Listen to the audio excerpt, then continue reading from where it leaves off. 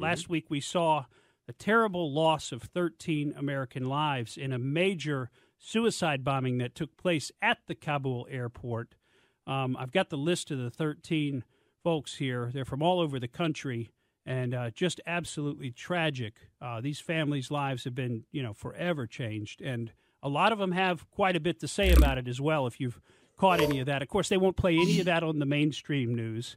You won't hear any of that on ABC, NBC, CBS, although there are inklings you can start to hear of people turning against the Biden administration over this completely botched withdrawal that they have performed here. But yeah, you won't hear these names probably anywhere. It's Marine Corps Lance Corporal David Espinosa, 20 years old, of Rio Bravo, Texas. Marine Corps Sergeant Nicole G., 23, of Roseville, California. Marine Corps Staff Sergeant Darren Taylor Hoover, 31, of Utah. Army Staff Sergeant Ryan Nouse, 23, of Corrienton, Tennessee. Marine Corps Corporal Hunter Lopez, 22, of Indio, California. Marine Corps Lance Corporal Riley McCollum, 20 years old, Jackson, Wyoming. Marine Corps Lance Corporal Dylan R. Marola, 20 years old, of Rancho Cucamonga, California. Marine Corps Lance Corporal Kareem Nakui, 20 years old, of Norco, California. Marine Corps Corporal Dagan William Taylor Page, 23, of Omaha. Marine Corps Sergeant Johanny Rosario, 25, of Lawrence, Massachusetts. Marine Corps Corporal Humberto Sanchez, 22, of Logansport, Indiana. Marine Corps Lance Corporal Jared Schmitz, 20, of Wentzville, Missouri. And Navy Hospital Corpsman Max Soviak, 22, of Berlin Heights, Ohio. Those are the 13 U.S. soldiers and military folks who died last week in that suicide bombing. Of course, dozens or even hundreds more innocent Afghans probably killed as well in that bombing, and they should be remembered as well. It's a very, very tragic situation that's going on. And, it really brings up the question, and this has been asked by others, the ineptitude of our government and military operations in this withdrawal. Could it be negligence or is it intentional? I mean, is it possible that this could simply be negligence? And many people think that it's not possible that this could simply be negligence. I'm one of them. They've done things like, go ahead, Roxanne. I'm one of them too. And I believe that whoever is advising Biden knows it's like these globalists are playing chess. They know what's going to happen with that abomination of an exit strategy. And so they know our reaction, what it will be, and they have a next move plan. So where is this going? Well, and they were warned about this. They were warned about how quick. They were warned back in June about how quickly the Taliban could take over. They had a report on it. They knew this was going to happen. They closed Bagram Air Force Base for some reason. That would have been a great place to keep open. We could have conducted evacuations from there. They left it just to this Hamid Karzai Airport in Kabul, named after the longtime leader that we installed, who was a terrible leader himself. As was the guy that followed him who stole all the money. We've just put terrible people in place, and, we're really paying a serious price. But who's really going to pay the price is people who are in Afghanistan, who are people who believe in democracy, believe in freedom, believe in republic, whatever you want to call it, who are Christians. Those people are going to pay a huge price. Now, we're talking about, is it ineptitude or on purpose? Did you hear that U.S. officials in Kabul actually gave the Taliban a list of names of American citizens, green card holders, and Afghan allies, ostensibly so that they would let them through the checkpoints? Are you kidding me? They gave them a kill list. And this is, some defense officials have even come out and said this, although they have to do it anonymously. They said basically they just put all those Afghans on a kill list. It's just appalling and shocking and makes you feel unclean. And I'm reading a quote to you right now from a defense official quoted in Politico about what was done.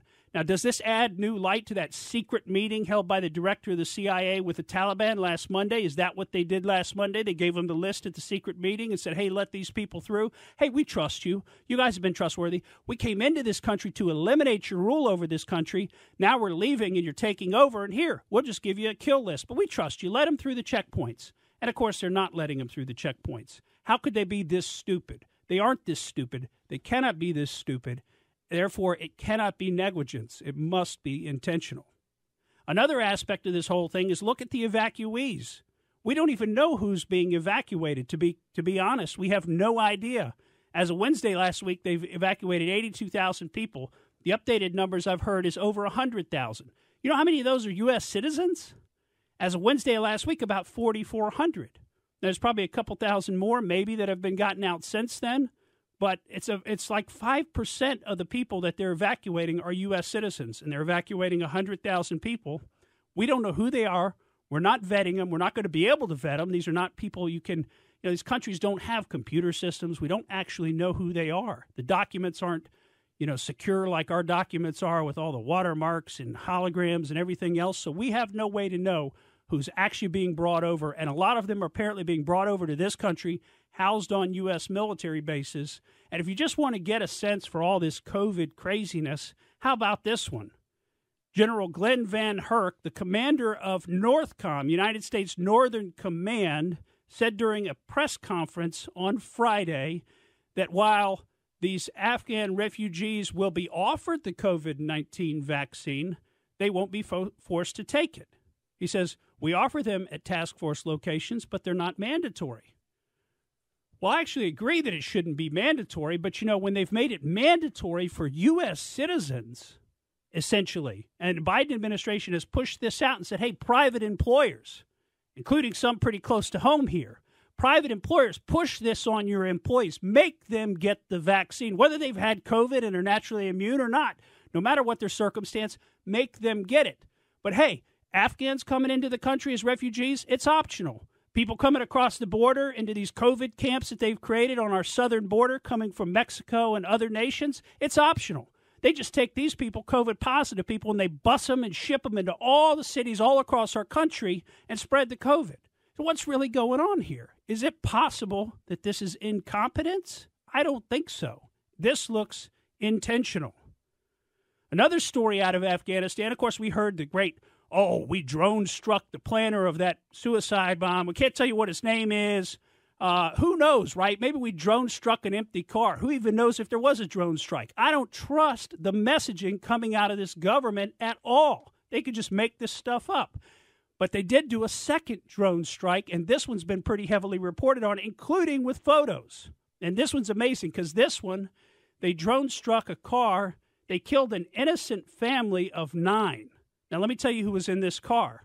This was a rocket attack just last week. This was the second drone strike, supposedly in retaliation for the suicide bombing. There was an interpreter, an Afghan interpreter named Zimmeray. There was an Afghan army officer named Nasir, a shopkeeper named Zamir, a student named Faisal, a student named Farsad, and then there were 4 young children, a 2-year-old named Ayat, a 2-year-old named Samaya, a 4-year-old named Armin, and a 3-year-old named Binyamin. 9 innocent people killed by the U.S. drone strike in retaliation for the suicide bombing. But they never tell you this. They don't tell you what's going on. They lie about what's going on. They say, we killed a bunch of terrorists. Yeah, you killed a bunch of children. You killed a bunch of innocent people. And meanwhile, the communications from the top leadership of the Office of Naval Intelligence has them instructing active duty and retired service members that they are absolutely forbidden from criticizing Joe Biden for his utter incompetence. This came from Naval Intelligence Chief of Staff, Captain Scott Cheesebro, and he sent an email. This was sent on August 23rd, so this was actually before some of these things occurred that are so deserving of criticism.